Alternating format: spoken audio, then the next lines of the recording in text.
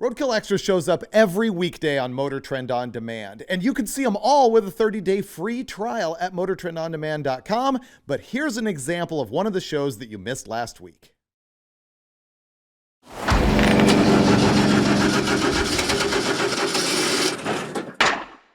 This Roadkill Extra is going to be background that really ties in a whole bunch of our lifetime stories, which is one, the episodes of Roadkill Garage with the Vanishing Paint Challenger with the 360 and the clapped out old Dodge truck, and two episodes of Engine Masters that we used with this actual Mopar 360 cubic inch small block. So to go back, this was in, I think, the second episode of Roadkill Garage where we took that clapped out old Dodge from your backyard. Yeah, the black 76 truck where you got this junk motor running. Right. And then we put it in the Challenger, and we got the Challenger running and driving in the third episode of Roadkill Garage. But then we plucked the engine back out of the Challenger, and we did an episode of Engine Masters running this thing bone stock. Bone stock and bone worn out to the bone. It was the worst engine we'd ever tested at West It had Tech. incredible blow-by. I have never seen an engine where you start the dyno pull and the torque curve goes straight down from the top. Relay called it the worst engine he'd ever tested. It made peak torque at like 2,000 RPM and downhill from there. And so after that happened, Steve sent it off to a machine shop, rebuilt the whole thing, assembled it. We took it back to Engine Masters on an episode that neither one of us can remember what exactly happened, but it made about 430 horsepower. Apparently, we compared it against a 350 Chevy. Is that what it was? Yeah. I just don't even remember. I don't either. But that's what a fan said on one of the Facebook okay. posts, so I think they probably know better than we do. The thing that we do remember from it, though, is unfortunately the engine on the dyno shook like a paint shaker. It did. It was so bad. It was awful. The thing is, when I was putting this together, it was really, really short time critical. We had to get the thing on the dyno for an Engine Masters episode. So basically, I slammed it together in 2 days.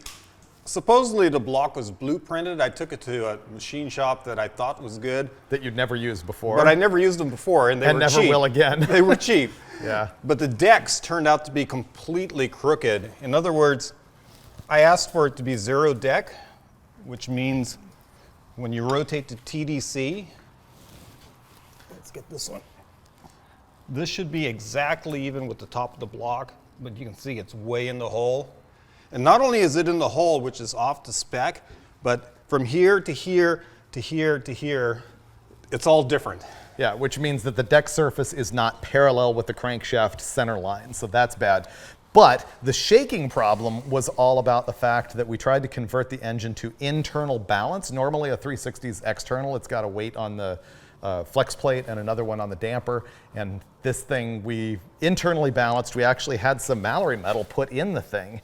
But it was a really extensive and expensive balance job. And whatever they did, they choked. They screwed it up. See this right here? That is a slug of metal called Mallory. It's very dense. It's a very heavy metal, and they use tungsten.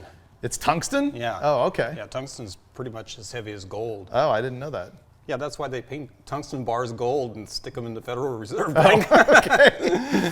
But the balance job didn't work out. So very long story short, we just this afternoon, while we were waiting for our video crew to get their act together so that we could shoot an episode of Roadkill Garage, we ripped this thing apart. And we got this far, and later on tonight, I think we're going to go ahead and knock all the pistons out of it because the whole thing's got to go back to the machine shop, probably to a different machine shop.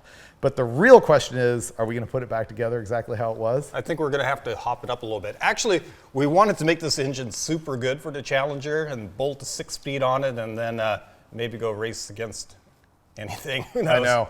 Yeah. That's kind of a plan for a future episode. But right now, this is kind of the stuff we do in our free time. Looks exactly like the stuff that we do on camera in our work time. I can't stand having to come back and do stuff like this a second time. Just blows. And, you know, there was no way to know because it was all, you've got to trust your machinist.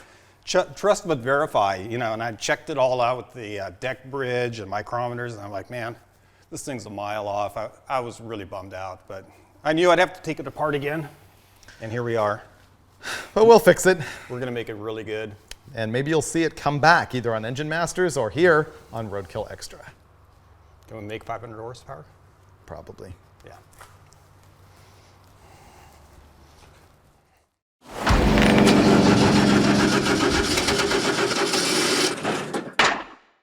Here's what you missed last week on Roadkill Extra, exclusively on MotorTrend On Demand. I have never seen an engine where you start the dyno pole and the torque curve goes straight down from the top.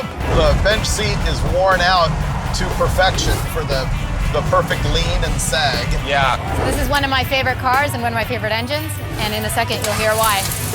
Ooh, so quiet. If you need more Roadkill Extra, go sign up for the 30-day free trial right now.